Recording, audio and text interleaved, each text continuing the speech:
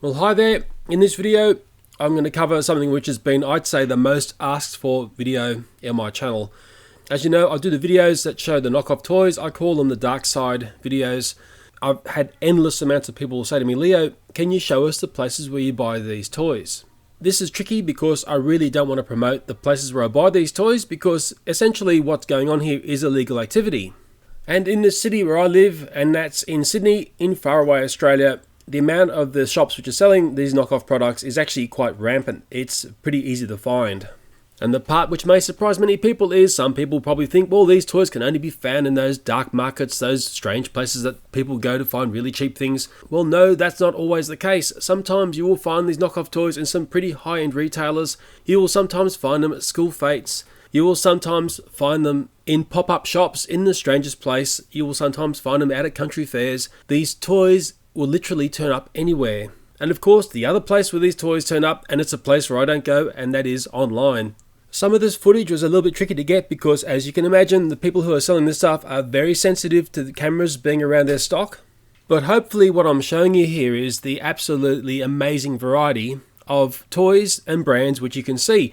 And if people ask me, Leo, which franchise or which company do you feel is the most represented in the knockoff realm? Well, I think it's pretty easy to answer that, and I would say it's anything to do with Disney. As soon as something's got Mickey Mouse ears on it, it's almost like, wow, bang, it's going to be knocked off real fast. At the time of me making this video, it's been about a year since the film Frozen has been out, and what happened in Australia was there was a massive vacuum of the real licensed Frozen toys, but on the knockoff side in the dark markets and in certain stores, there was an abundance of knockoff Frozen toys and merchandise. And there's one very curious thing which happens when there's a vacuum of toys, and even the dark side realm comes in and starts charging ridiculously high prices. Some of the first of the Frozen knockoff toys were being sold off for some very, very high prices, considering what was inside the packaging was complete and utter rubbish.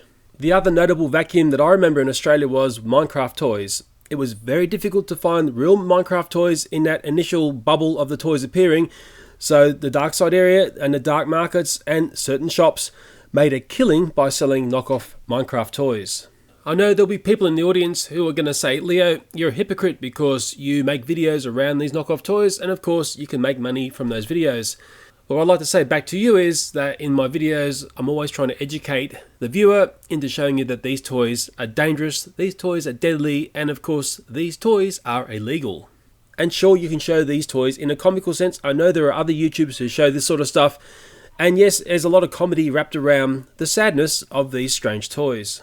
And there's one little saying that I have connected to a franchise or a toy, and that is, you've sort of made it when you've been knocked off. It's always interesting. I've never had any trouble finding copious amounts of Thomas & Friends knockoff toys. But boy oh boy, have I struggled to find Chuggington knockoff toys. Yes, I have found, I think, one or two things. And the one of the playsets was amazing, but that's the funny thing. It took a long time for that playset to appear. And that to me sort of says a lot about the Chuggington franchise. If the knockoff people are coming in and doing you over, that means you're popular, and that's what they target. And on the flip side of that, if you're not popular, well, you're probably not going to be seen in the knockoff realm.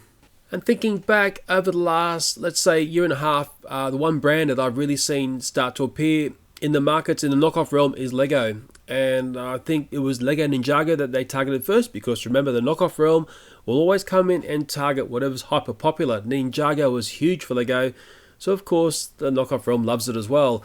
But what they're focusing in on now are the Lego minifigures. So let's say you could go out and get some SpongeBob SquarePants Lego minifigure knockoffs, and you're getting actually amazing quality, but you're not having to buy the whole Lego set. The other notable franchise that I see being knocked off is the Star Wars Lego minifigures. And hey, the other curious one was also seeing the Lego Friends minifigures being knocked off as well. If Lego are going to come in and clean up this mess, I dare say it would be easy for them to target the people who are selling online, but to get to the people in the markets who are selling this stuff is a little bit tricky because some of this stuff is sort of hidden under the table. And in a sense, it only comes out when the people who run the shops have the confidence that they feel, well, we can show you this stuff and we can on-sell to you because we trust you. And that seems to be very much the case with the knockoff Lego stuff. Sometimes it's not out on display, sometimes it's under the table. And sure, it's one thing to say Lego, Lego, Lego, but there are other brick sets around, and sure enough, the Transformers brick sets are done by Creo, which is basically Hasbro's brick company. And there is a ton of knockoff Transformers brick sets and also Transformers toys of various quality. And the sinister part to the Transformers ones is that some of the shopkeepers have been selling this stuff to me saying that it is actually the real licensed Hasbro product. And I'm pretty sure that sometimes you're told white lies in these marketplaces because that's part of the game. These sellers are thinking you possibly don't know much about the brand and it's a bit of cheap talk to basically protect the prices they have on this knockoff product. And the other thing that I've noticed over and over where all this stuff is sold is that a lot of these toys are set at the height of 3-year-olds. That's who they're targeting to get these toys. Little children see these toys, they come up to them, they can touch them. The next thing they want them, they're saying to their mum and dad, I want the toy, I want the toy. The nagging starts, the parent says, oh okay, it's only a few dollars, blah blah. They buy the toy and the parents probably thinks, well, that little Johnny or Jilly is going to be happy now. But what they don't realise is they've let the dark side win. And that's not a win for the child because the dark side can potentially be a killer. The dark side is going to disappoint and the dark side will never ever give a child the full satisfaction that a real licensed toy can give.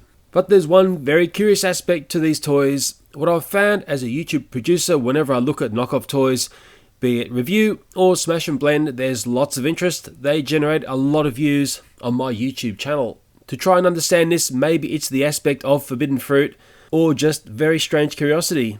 But looking at knockoff toys is one certainty I can always rely on for making popular YouTube content. And I'll freely admit I do very much enjoy the toy hunting that goes on trying to purchase these toys, which, as strange as this may sound, always seem to be appearing in different versions and variations.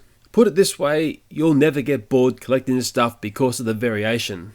Well, I hope you've enjoyed perusing around the places where I go and buy this stuff. This was a very tricky video to actually get the footage for. It'd taken me about a year in bits and bobs to get this footage because I'm working secretly to pull these shots. But I just hope that you get an understanding of what's out there and the masses and masses of different brands which are available in the knockoff realm.